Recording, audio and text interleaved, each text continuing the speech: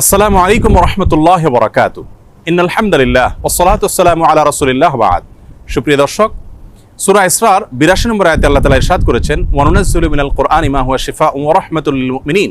যার অর্থ হলো, আমি কোরআনে কারীমের এমন সব আয়াতসমূহ, সূরাসমূহ নাজিল করি যার মাঝে রয়েছে ঈমানদারদের জন্য আরোগ্য লাভের মাধ্যম এবং তাদের জন্য রহমত তথা আল্লাহর পক্ষ থেকে করুণা। আয়াতের ব্যাখ্যা মুফাসসিরদের অনেকেই বলেছেন, এখানে আল্লাহ রাব্বুল আলামিন আত্মিক রোগসমূহ থেকে আরোগ্য লাভের মাধ্যমের কথা বুঝিয়েছেন, অর্থাৎ কোরআনের প্রেসক্রিপশনকে অনুসরণ করার মাধ্যমে মানুষ প্রকৃত মানুষে পরিণত হয়, মানবীয় গুণাবলী অর্জন করে মানুষ আল্লাহ রাব্বুল আলামিনের প্রিয় পাত্রে পরিণত হয়। এর ব্যাখ্যা অনেক মুফাসসিররা এও বলেছেন যে এর মাধ্যমে আল্লাহ রাব্বুল আলামিন আত্মিক রোগসমূহ থেকে মুক্তির পাশাপাশি শারীরিক যে রোগসমূহ আছে সেগুলো থেকেও মুক্তির পথ আল্লাহ রাব্বুল আলামিন আমাদেরকে বাতলে দেন।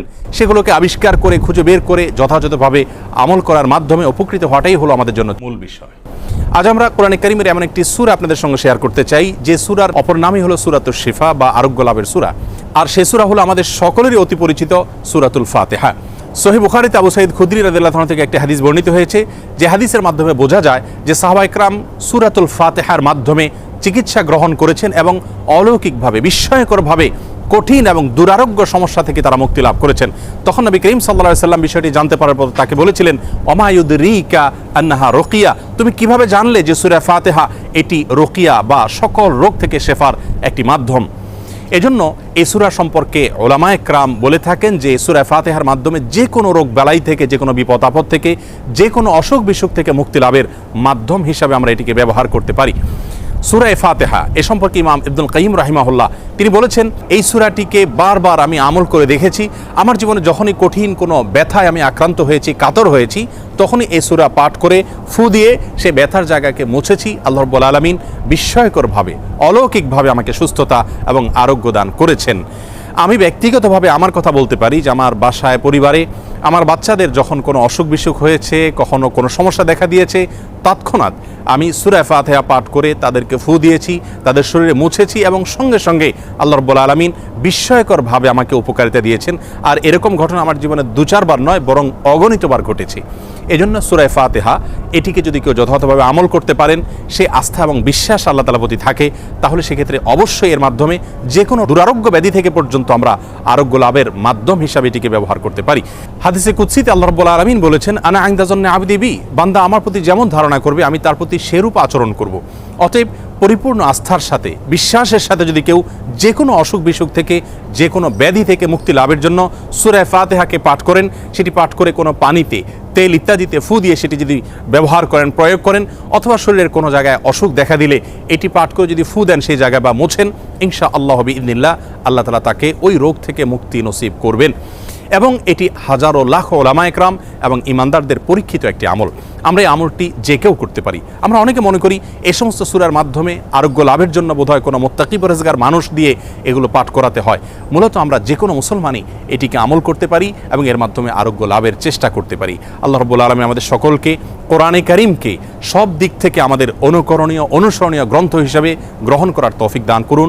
কোরআনে কারীমের সকল প্রেসক্রিপশনগুলো মেনে আমাদের জীবনকে আলোকিত করার তৌফিক দান করুন এবং কোরআন থেকে শেফা গ্রহণ করে আরোগ্য লাভ করে আল্লাহ তাআলার প্রতি আমাদের ঈমানকে আরও বৃদ্ধি করার তৌফিক দান করুন। আসসালামু আলাইকুম ওয়া রাহমাতুল্লাহ। আসসালামু আলাইকুম ওয়া রাহমাতুল্লাহি ওয়া বারাকাতুহু। ইন্নাল হামদুলিল্লাহ ওয়াসসালাতু ওয়াসসালামু আলা রাসূলিল্লাহ ওয়া বা'দ। সুপ্রিয় দর্শক, সূরা ইসরার 82 নম্বর আয়াতে আল্লাহ তাআলা ইরশাদ করেছেন, ওয়া নুনাজ্জিলু মিনাল কুরআনি মা হুয়া শিফাউন ওয়া রাহমাতুল লিল মুমিনিন। যার অর্থ হলো, আমি কোরআনে কারীমের এমন সব আয়াতসমূহ, সূরাসমূহ নাজিল করি যার মাঝে রয়েছে ঈমানদারদের জন্য আরোগ্য লাভের মাধ্যম এবং তাদের জন্য রহমত তথা আল্লাহর পক্ষ থেকে করুণা।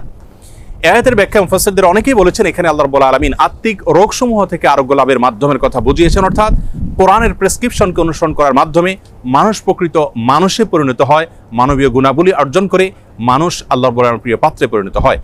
এর ব্যাখ্যা অনেক মুফাসসিররা এও বলেছেন যে এর মাধ্যমে আল্লাহ রাব্বুল আলামিন আত্মিক রোগসমূহ থেকে মুক্তির পাশাপাশি শারীরিক যে রোগসমূহ আছে সেগুলো থেকেও মুক্তির পথ আল্লাহ রাব্বুল আলামিন আমাদেরকে বাতলে দেন।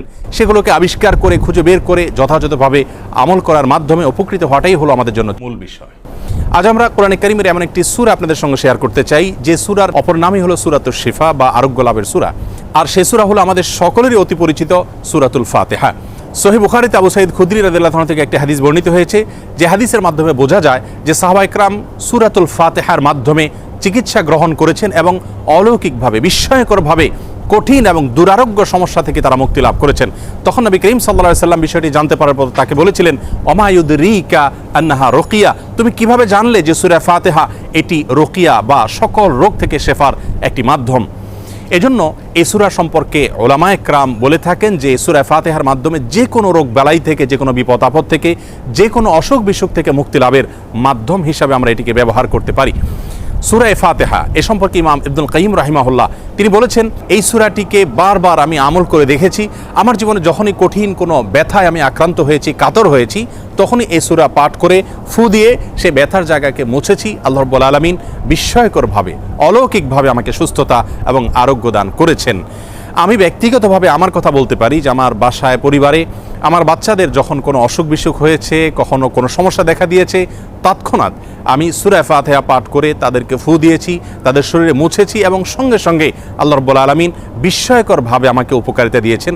আর এরকম ঘটনা আমার জীবনে 2-4 বার নয়, বরং অগণিতবার ঘটেছে। এজন্য সূরা ফাতিহা এটিকে যদি কেউ যথাযথভাবে আমল করতে পারেন, সে আস্থা এবং বিশ্বাস আল্লাহ তাআলার প্রতি থাকে, তাহলে সেক্ষেত্রে অবশ্যই এর মাধ্যমে যে কোনো দুরারোগ্য ব্যাধি থেকে পর্যন্ত আমরা আরোগ্য লাভের মাধ্যম হিসাবে এটিকে ব্যবহার করতে পারি।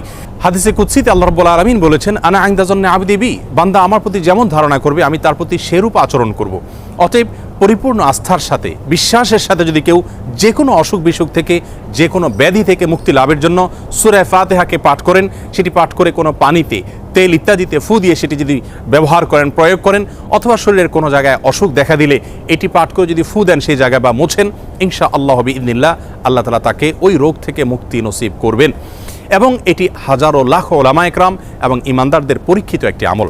আমরা এই আমলটি যে কেউ করতে পারি। আমরা অনেকে মনে করি এই সমস্ত সূরার মাধ্যমে আরোগ্য লাভের জন্য বোধহয় কোনো মুত্তাকি পরহেজগার মানুষ দিয়ে এগুলো পাঠ করাতে হয়। মূলত আমরা যে কোনো মুসলমানই এটিকে আমল করতে পারি এবং এর মাধ্যমে আরোগ্য লাভের চেষ্টা করতে পারি। আল্লাহ রাব্বুল আলামিন আমাদের সকলকে কোরআনে কারীমকে সব দিক থেকে আমাদের অনুকরণীয়, অনুসরণীয় গ্রন্থ হিসাবে গ্রহণ করার তৌফিক দান করুন। কোরআনে কারীমের সকল প্রেসক্রিপশনগুলো মেনে আমাদের জীবনকে আলোকিত করার তৌফিক দান করুন এবং কোরআন থেকে শেফা গ্রহণ করে আরোগ্য লাভ করে আল্লাহ তাআলার প্রতি আমাদের ঈমানকে আরও বৃদ্ধি করার তৌফিক দান করুন। আসসালামু আলাইকুম ওয়া রাহমাতুল্লাহ।